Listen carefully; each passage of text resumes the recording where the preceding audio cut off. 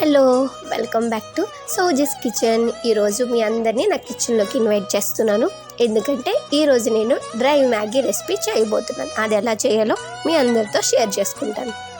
First Maggi packets తీసుకొని మీకు ఎన్ని కావాలితే అన్నీ బాగా బాయిల్ చేసుకొని హాట్ వాటర్లో అందులో కొంచెం ఆయిల్ వేసినట్టయితే మనకి ఒకదానితో ఒకటి అంటుకోకుండా ఉంటాయి. కాబట్టి నేను కొంచెం ఆయిల్ వేసి ఉడకబెడతా.